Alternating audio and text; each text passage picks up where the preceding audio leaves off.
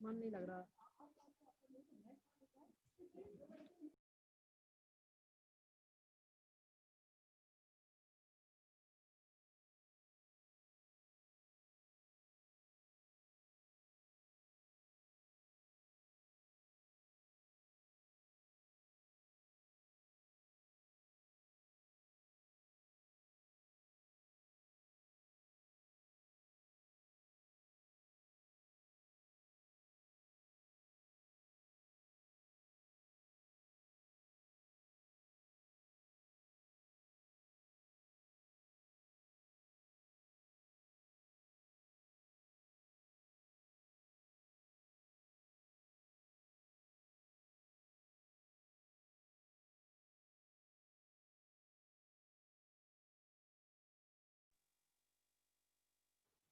तो class start करें बेटा। ठीक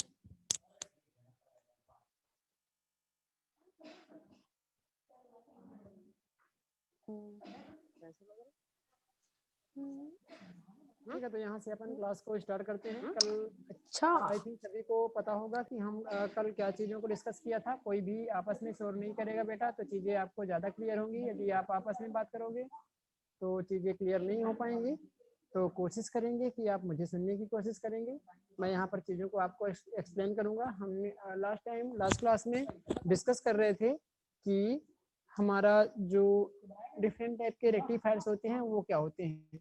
हम उसका डेरिवेशन यहाँ पर देखेंगे। एक्चुअल में जो इनकी वैल्यूज होती हैं, मतलब जो आरएमएस वैल्यू होती है, जो एवरेज वैल्यू होती है, जो form factor, ripple factor, utilisation factor, efficiency क्या होती है, हम इसके बारे में यहाँ पर क्लास में जानने की कोशिश करेंगे।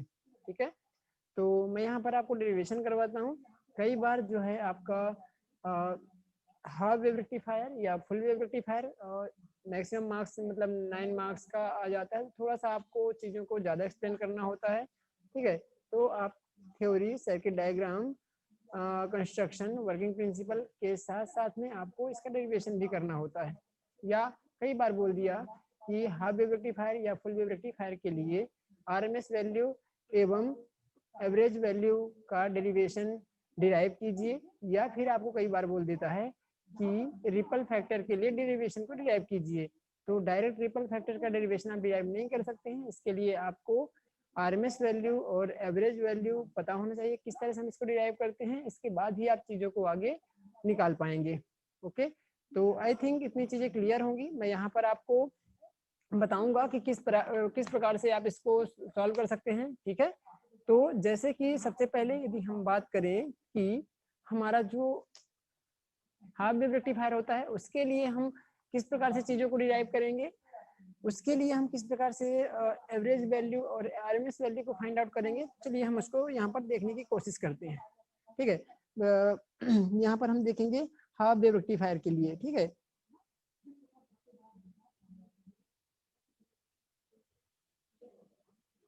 ठीक है, तो ये इतना ज़्यादा इम्पोर्टेंट नहीं होता। यदि आप अच्छे से आप उसकी थ्योरी को, कंस्ट्रक्शन को, वर्किंग प्रिंसिपल को कर लेते हैं तो उतना ही सफिशिएंट होता है। यदि आप इसको भी करते हैं तो बेहतर होगा आपके लिए। ठीक है, बहुत इजी चीज़ें हैं, बहुत इसमें कोई दिक्कत नहीं होनी चाहिए आपको। बहुत ही मतलब इजी वे में आप इनको हाफ वेव के लिए निकाल सकते हैं और फुल वेव के लिए आप बहुत ही इजी वे में आप इसको फाइंड आउट कर सकते हैं। ठीक है, जब हम किसी भी यहाँ पर इंस्टेंटेनियस वैल्यू लें, आई की वैल्यू यदि हम लें तो हम यहाँ पर आई की वैल्यू जो होती है इंस्टेंटेनियस करंट होती है, ये आई प्लस टू होता है आई मैक्स साइन ओमेगा टी। ठीक है, तो ये हमारा जो है ये वैल्यू इंस्टेंटेनियस वैल्यू होती है। इंस्टेंटेनियस वैल्यू का मतलब होता है बेटा कि साइकिल के किसी हिस्से का एक पार्ट, मतलब किसी एक पार्ट की बात हो रही है, ठीक है, किसी हिस्से का करंट की बात हो रही है, किसी इंस्टेंट, किसी भी एक समय की करंट की बात हो रही है, ठीक है, किसी इंस्टेंट पर इसका करंट का मान क्या होगा, तो ये हम ले लिया है इसमें I equals to I max sine omega T. यदि हम सबसे पहले एवरेज वैल्यू के लिए बात करें, एवरेज वैल्यू या फिर हम इसी को IDC के नाम से भी जानते हैं, इसी को DC बोला जाता है, ठीक है, डायरेक्ट करंट की वैल्यू भी बोला जाता है। तो यहाँ पर जो एवरेज वैल्यू है इसको हम जनरली, यदि हम करंट के फॉर्म में निकाल रहे हैं, यहाँ हमने करंट लिया तो यहाँ पर भी आप करंट के फॉर्म में IA भी ले लीजिए, या फिर आप इसी को IDC भी बोलते हैं, ठीक है, IDC भी बोला जाता है, एवरेज वैल्यू को DC, जो मतलब DC के लिए जो करंट है उसको वो बोला जाता है, ठीक है। तो ये होता है 1 divide by T, 0 to T, ठीक है, I D ओमेगा T, ठीक है। तो कुछ इस प्रकार से आपका ये चीजें होती हैं। हम IDC निकालने के लिए कुछ इस प्रकार से इक्वेशन को लिखते हैं। यहाँ पर जो T होता है, हमको पता है कि जो हाफ वेव के लिए एवरेज वैल्यू होती है वो आधे साइकिल पे ही कंडक्ट करता है, आधे साइकिल पे जो उसका नीचे वाला साइकिल होता है, जैसे आपका ये इनपुट साइकिल था, ठीक है, तो सिर्फ पॉजिटिव साइकिल के लिए कंडक्ट कर रहा था, निगेटिव के लिए कंडक्ट नहीं कर रहा था। तो यहाँ पर आपका जो टाइम लोगे, ये टाइम कितना आ जाएगा आपका, यहाँ पर आपका टाइम आ जाएगा पाई, ठीक है, यहाँ से यहाँ तक की वैल्यू कितनी है, पाई है, यहाँ से यहाँ तक की वैल्यू कितनी है, 2 पाई है, ठीक है। तो हम यहाँ से 0 से 1 अपान पाई, 0 से T की जगह हम यहाँ पर भी ले लेंगे पाई, आई की वैल्यू क्या है यहाँ पर, आई max sine omega T D omega T. Okay, इतना क्लियर है सभी को। हमको डी ओमेगा टी के रिस्पेक्ट में यहाँ पर चीजों को फाइंड करना होता है। 1 अपॉन पाई, ये आई मैक्स आपका क्या है, कांस्टेंट है, ये बाहर निकाल लीजिए, आई मैक्स 0 से पाई आपकी लिमिट है, sign omega T D omega T, ठीक है। इतनी चीजें आपको क्लियर हो रही हैं, ठीक है। इसके बाद में आप चीजों को आगे देखेंगे। साइन ओमेगा टी का इंटीग्रेशन करें क्या होगा, cos minus cos omega T,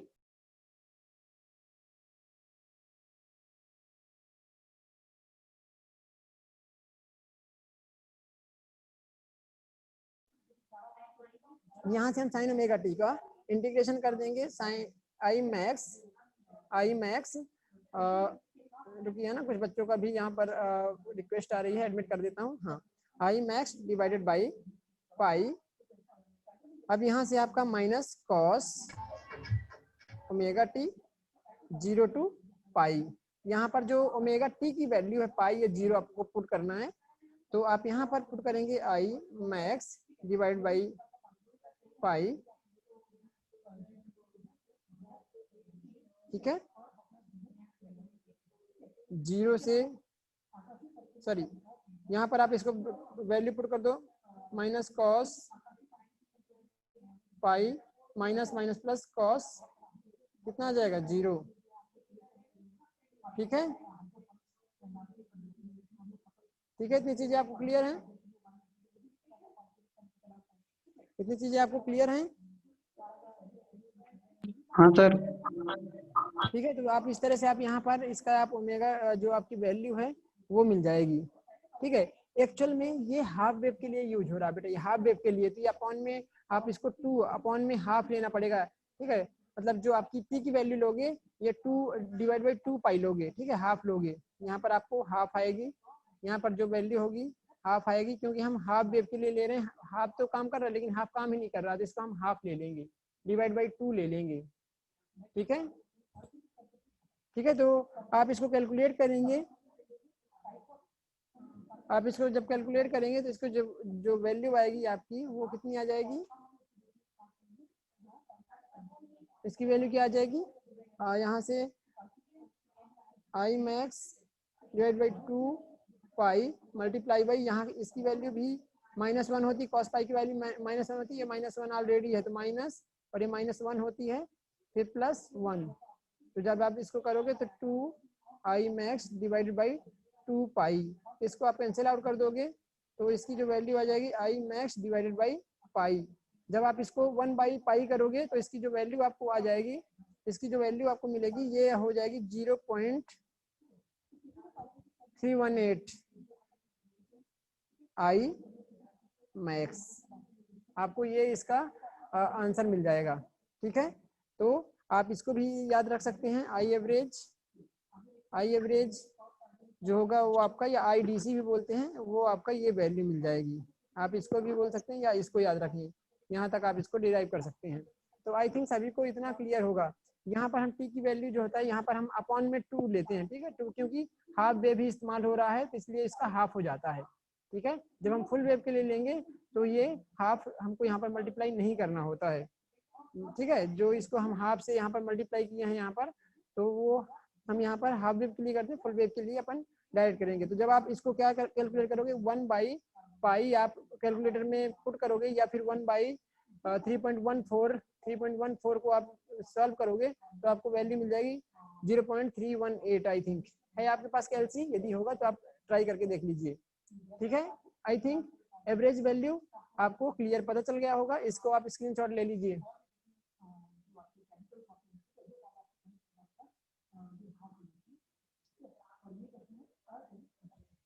screenshot लेना तो चलो मैं और एडजस्ट कर देता हूँ। लीजिए स्क्रीनशॉट लीजिए, फुल स्क्रीन में शायद दिखाई दे रहा होगा।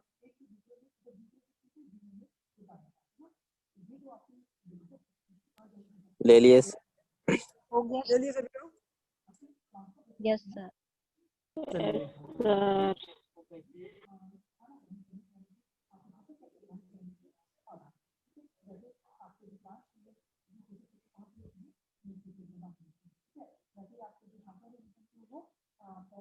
अभी आई थिंक अब शायद ज़्यादा क्लियर होगा, है ना?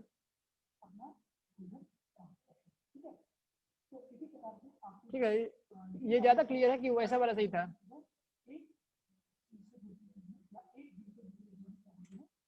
ठीक है, चलो अब इसको अपन इसका RMS वैल्यू निकालेंगे। फटाफट अपन इसको कैलकुलेट करते हैं ताकि हम उसके लिए भी निकाल लें, और अभी आगे अभी और अपने को स्टडी करना है इसका, जो आपका लास्ट आउटकम स्टार्ट करना है आज की क्लास में।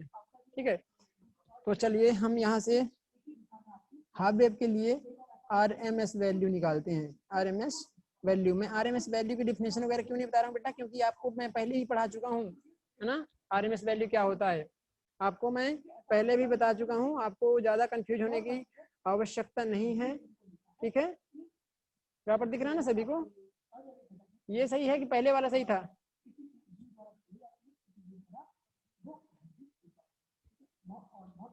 ये सही है ना?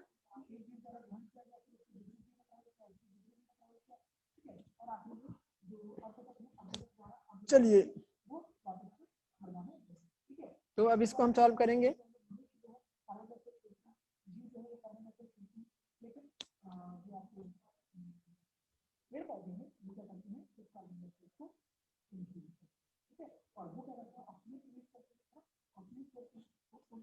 चलिए, तो हम RMS वैल्यू के लिए कैलकुलेट करेंगे चीज़ों को। आप यहाँ पर आई की वैल्यू जो इंस्टेंट करंट होती है, आई मैक्स साइन ओमेगा टी ले लीजिए।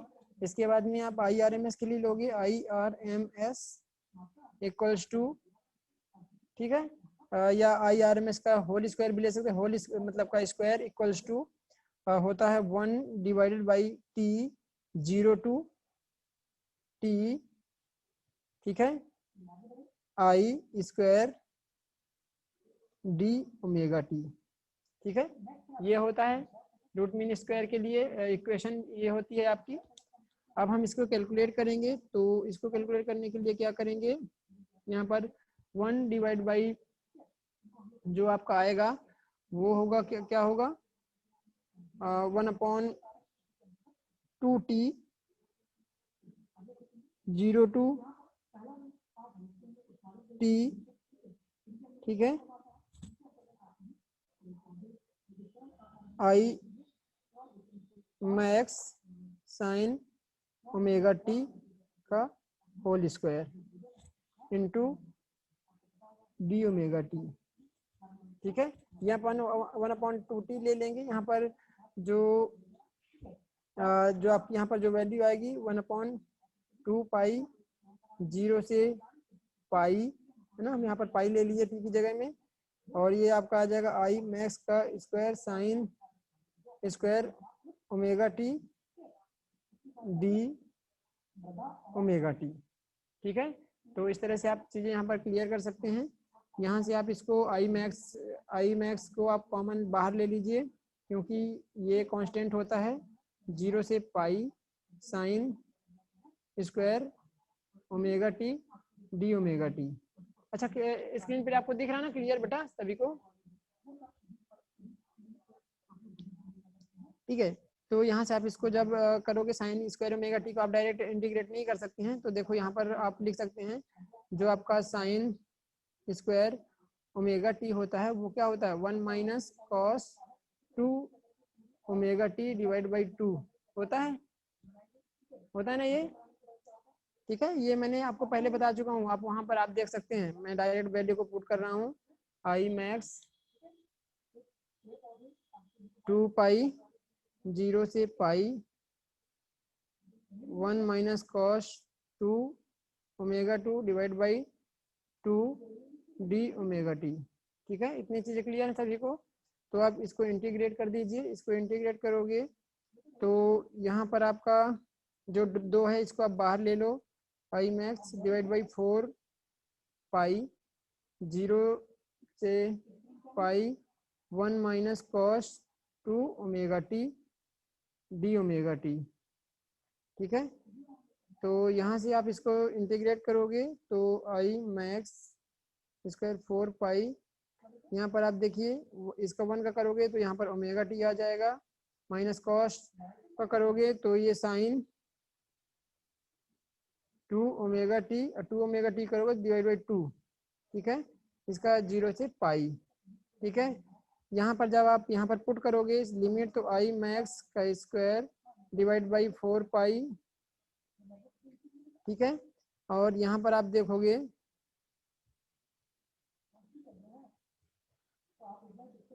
तो यहाँ पर ओमेगा टी की वैल्यू आप यहाँ पर पुट करोगे, मतलब ओमेगा टी पाई रखोगे, और ये जो वैल्यू है आपकी ये आपको कॉस 2 ओमेगा टी, एक मिनट वैल्यू देखिए कितना होता है कॉस 130 जो कॉस 360 सॉरी साइन 360 कितनी वैल्यू होती है देखिए एक बार। क्यों सर कितना होता है इसकी वैल्यू?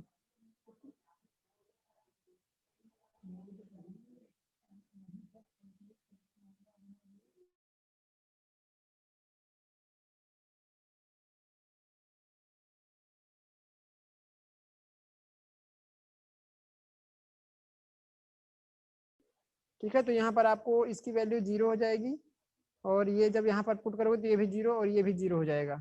ठीक है, तो यहाँ से आप इसको कैलकुलेट करोगे तो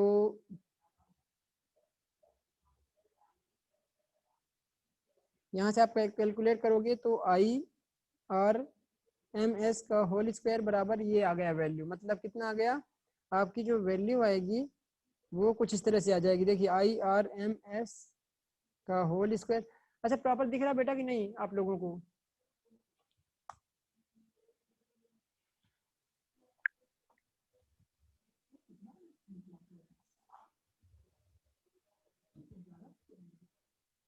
ठीक है, तो देखो यहाँ पर ये वैल्यू आपको मिल गई पाई से। जब ये आप इसको बाहर निकालोगे तो ये पाई बचेगा, ये तो 0 है तो ये कैंसिल हो जाएगा, तो आई मैक्स का स्क्वायर डिवाइड बाई 4 आ जाएगा। आप जब इसको कैलकुलेट करोगे तो आई आर एम एस ये स्क्वायर है उधर जाएगा, तो ये कितना आ जाएगा आई एम डिवाइड बाई 2 आ जाएगा। जब आप इसको कैलकुलेट करो 0.5 आई मैक्स मिल जाएगा। तो जो आपकी आई आर एम एस मिलेगा ये 0.5 आई मैक्स मिल जाएगा। ठीक है, तो कुछ इस तरह से आप इसको कैलकुलेट कर सकते हो। ठीक है, यहाँ पर आपको जो हाफ वेव रेक्टिफायर के लिए आई आर एम एस होगा वो कितना होगा आई मैक्स का, मतलब जो आपका अधिकतम मान है करंट का उसका 0.5 टाइम्स होगा। ठीक है, उसका 0.5 टाइम्स होगा।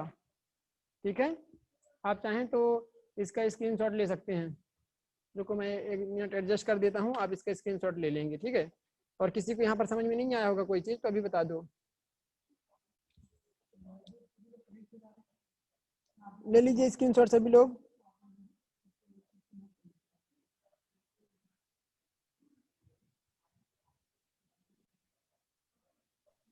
ले लिए सभी स्क्रीनशॉट? Yes sir. और चाहें तो उस पेज का भी ले लें, अभी मैं प्रॉपर क्योंकि दिखा रहा हूँ यहाँ पर, तो इस पेज का भी आप इसका भी स्क्रीनशॉट ले सकते हैं। यस हो गया सर। ठीक है, तो इस तरह से आपको आपने आई मैक्स और आई एवरेज आपने यहाँ से निकाल ली। अभी और चीज़ों को आगे हम यहाँ कैलकुलेट करेंगे।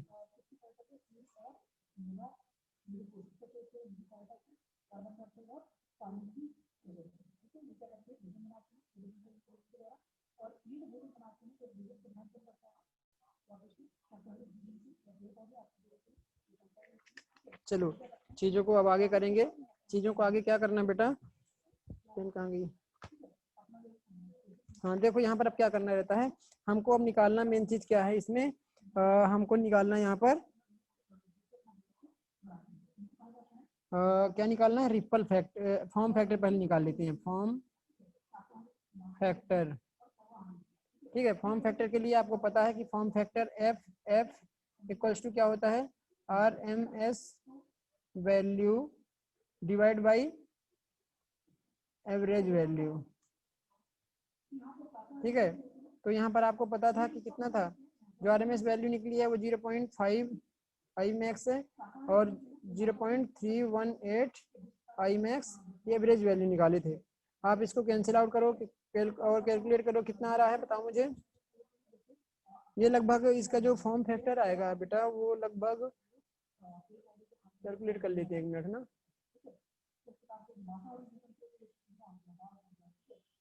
0.5 डिवाइड बाई 0.318, तो इसका जो फॉर्म फैक्टर होता है 1.57 होता है, ठीक है। किसके लिए? ये हाफ वेव रेक्टिफायर के लिए फॉर्म फैक्टर, ठीक है। तो इसका आपको मान मिल गया 1.57। इसके बाद में आप रिपल फैक्टर निकालेंगे। रिपल फैक्टर में आपको बताया था, रिपल फैक्टर मतलब देखो रिपल, सबसे पहले मैं रिपल आपको बता दूं तो रिपल क्या होता है। रिपल क्या होता है कि जो आपका एसी में मतलब जो डीसी आपको आउटपुट मिल रहा है, तो डीसी में जो एसी की अशुद्धियां होती हैं, जो आपका डीसी है उसमें एसी की अशुद्धियां होती हैं, तो वो उस एसी की अशुद्धि को, उस एसी के कंपोनेंट को हम रिपल कहते हैं। और जिसके द्वारा हम उसका रिपल का पता लगाते हैं, कैलकुलेट करते हैं, जिसके द्वारा उसको हम फैक्टर कहते हैं, रिपल फैक्टर। हम रिपल फैक्टर के द्वारा हम जो डीसी में हमारे रेक्टिफायर के आउटपुट में जो डीसी प्राप्त हो रहा है वहां पर कितने एसी की कंपोनेंट कितना मिला हुआ है, हम उसको पता करने के लिए क्या करते हैं, रिपल फैक्टर को ज्ञात करते हैं, ठीक है। तो रिपल फैक्टर का जो फॉर्मूला होता है बेटा, ripple factor RF in short अपन बोलते हैं। RF equals to root of form factor का स्क्वायर मतलब FF का स्क्वायर माइनस 1। तो यहाँ पर जो फॉर्म फैक्टर का स्क्वायर है वो मतलब ये कितना 1.57 का स्क्वायर कर देंगे minus 1।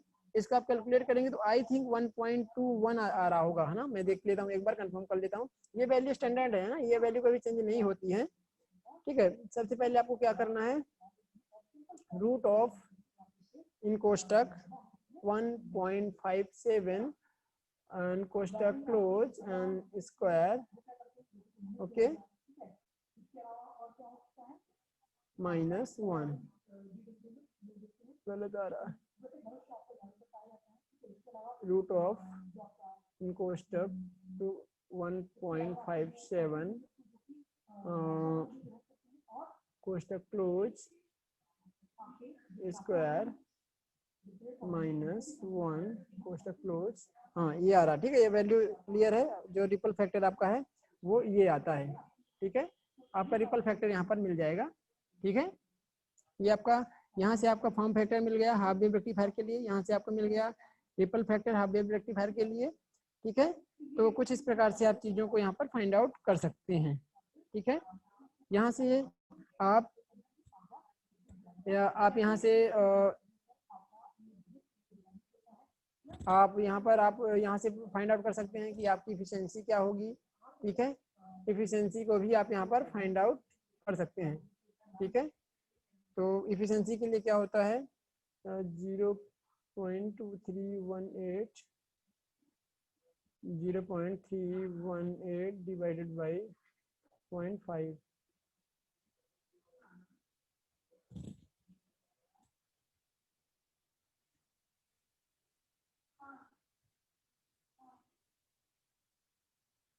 Zero point 318 square divided by 0.5 square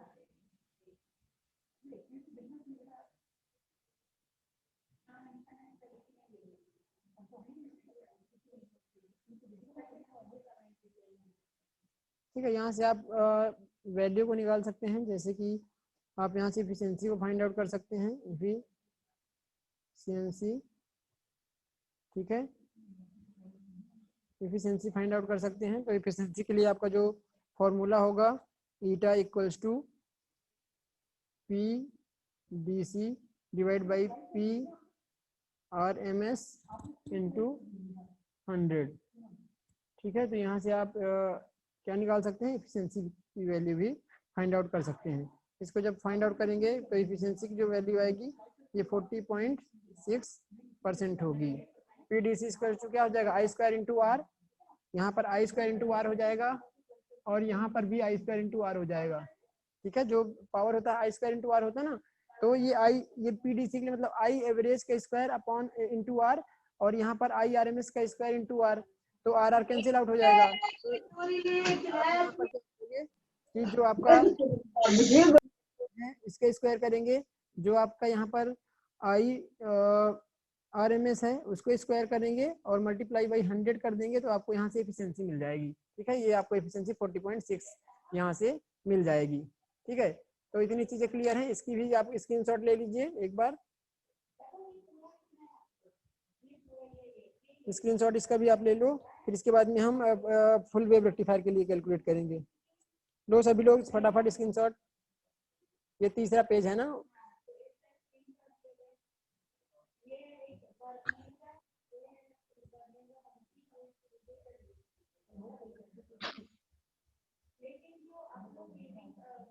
हो गया। ओके,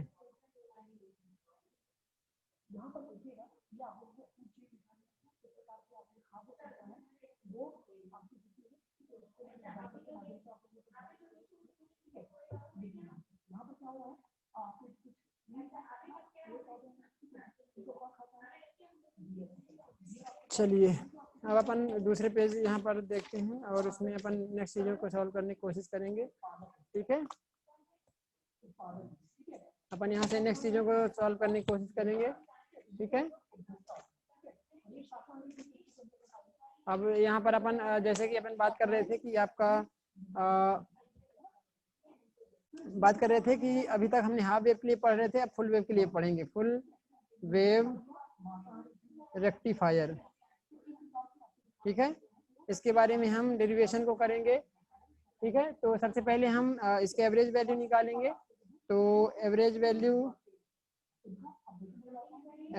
ये दो जगह आपको काम आ जाएगा बेटा, है ना। अभी जिसने भी उस समय क्लास में नहीं पढ़ा था ना, तो अभी देख लिए ढंग से, क्योंकि ये एसी सर्किट में भी ये क्वेश्चन यहाँ से आता है कि एवरेज वैल्यू के लिए डेरिवेशन डिराइव कीजिए और आरएमएस वैल्यू को निकालिए, तो ये वहाँ पर भी आप कर सकते हो, ठीक है। तो चलिए इसको हम यहाँ पर सबसे पहले यहाँ पर हम मान लेते हैं जो हमारा आई है, instantaneous value of current, I max sine omega T. हमको यहाँ पर पता है कि जो हमारी वेव होती है वो कुछ इस प्रकार से होती है, ठीक है। इसमें अब हमारा जो वेव होती है ये हमेशा फुल वेव के लिए क्या होगा, रुक जाइए हैं 1 मिनट।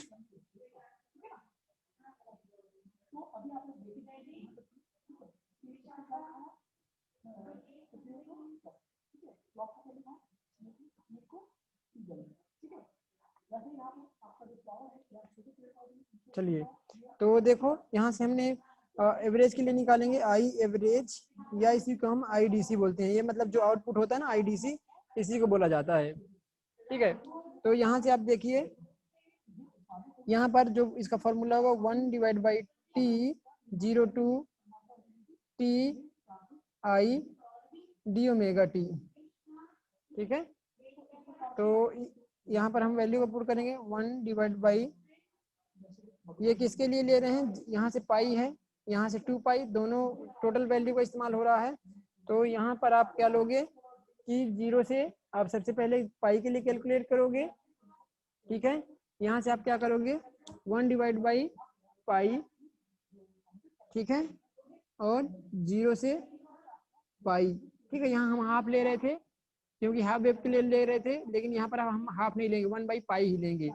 ठीक है, हमेशा ध्यान दोगे जो हमारा रेक्टिफायर जो मतलब डीसी होता है, वो डीसी की बात करें तो हमेशा हाफ वेव के लिए कैलकुलेट किया जाता है, हाफ वेव के लिए कैलकुलेट किया जाता है। क्योंकि यदि हम हाफ वेव और मतलब पॉजिटिव हाफ वेव और नेगेटिव हाफ वेव दोनों के लिए यदि हम कैलकुलेट करेंगे तो इसकी वैल्यू 0 हो जाएगी।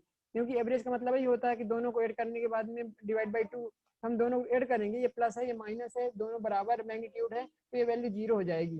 तो क्या होता है कि हम मैग्नीट्यूड 0 हो जाएगी, इसलिए हम हमेशा एवरेज वैल्यू को हाफ साइकिल के लिए ही कैलकुलेट करते हैं। ठीक है, हालांकि ये फुल वेव रेक्टिफायर के लिए, इसलिए हम इसमें हाफ नहीं लेते हैं अपॉन में। बाकी जो आपका टाइम पीरियड लोगे वो 0 से पाई तक ही लोगे, 0 से 2 पाई आप नहीं लोगे। यदि 0 से 2 पाई लोगे तो इसकी वैल्यू 0 आ जाएगी। ठीक है, तो हाफ वेव जो हमारा एवरेज वैल्यू होती है उसको हमेशा हाफ वेव के लिए ही कैलकुलेट करते हैं। ठीक है, तो यहाँ से आप इसको लोगे आई max sine omega T D omega T. ठीक है, यहाँ से इसको इंटीग्रेट करोगे 1/पाई, 0 से पाई, आई मैक्स बाहर आ जाएगा। ठीक है, ये आई मैक्स जो है इसको बाहर हमने ले लिया, इसको साइन ओमेगा टी को माइनस कॉस ओमेगा टी। ठीक है, डी ओमेगा टी। ठीक है, सॉरी ये मतलब हमने इंटीग्रेट कर दिया है ना, कॉस ओमेगा टी यहाँ पर आ गया। ये इसकी लिमिट 0 से पाई रख दीजिए, तो इसको आई मैक्स /पाई। इसके बाद में हम यहाँ पर लिमिट रखेंगे तो माइनस पाई, यहाँ पर क्या रखेंगे माइनस कॉस पाई, माइनस ये था और ये माइनस ऑलरेडी आता है, यहाँ पर लिमिट रखते हैं तो ये प्लस हो जाएगा कॉस 0। इसको आप कैलकुलेट करोगे आई मैक्स /पाई, तो ये आप कॉस पाई की वैल्यू -1 होती है, -1 माइनस प्लस कॉस की वैल्यू कॉस 0 की वैल्यू 1 होती है। तो इस प्रकार से ये माइनस प्लस हो जाएगा, तो यहाँ पर आपको आई मैक्स /पाई मिल जाएगा। ये क्या है आपका आई एवरेज है। ठीक है, ये आई एवरेज है। ठीक है, या इसको आप जब कैलकुलेट करोगे 2/पाई करोगे तो आई जो एवरेज आएगा, या आई डीसी जिसको अपन बोलते हैं आई डीसी, ये जो आपको वैल्यू मिल जाएगी, ये कितनी मिल जाएगी 2/पाई करोगे तो आप यहाँ पर मिलेगा 0.637 आई मैक्स। ठीक है, तो आप इस तरह से आप यहाँ पर आपको यहाँ पर पता चल गया कि ये एवरेज वैल्यू और आरएमएस वैल्यू इसके लिए क्या होती है। ठीक है, इसके लिए एवरेज वैल्यू और आरएमएस वैल्यू क्या होती है। ठीक है, क्लियर सभी को। इसके बाद में हम यहाँ पर करेंगे कि किस प्रकार से हम क्या कैलकुलेट कर सकते हैं, किस प्रकार से हम आरएमएस वैल्यू को कैलकुलेट कर सकते हैं, यहाँ पर हम देखेंगे। ठीक है, मैं मीटिंग को बेटा ये एंड हो रही है, ये क्लास एंड हो रही है, जस्ट मैं अभी आपको फिर से लिंक प्रोवाइड करूंगा। देखो मुझे लिंक प्रोवाइड करने की जरूरत नहीं है, जो आपको लिंक मिली है ना उसी से डायरेक्ट लॉग इन हो जाएगा, साइन इन कर लोगे। ठीक है, मैं ये मीटिंग आपकी क्लोज हो रही है, 40 मिनट हो रहे हैं। अब आप क्या करोगे कि दूसरी मीटिंग को ज्वाइन करोगे, जो लिंक आपको पहले से आपके टेलीग्राम ग्रुप में और जो आपके व्हाट्सएप ग्रुप में प्रोवाइड की गई है, वहां से आप उसको एंटर करके आप फिर से क्लास को ज्वाइन कर सकते हो, और फिर से हम इसको क्लास को आगे कंटिन्यू करेंगे।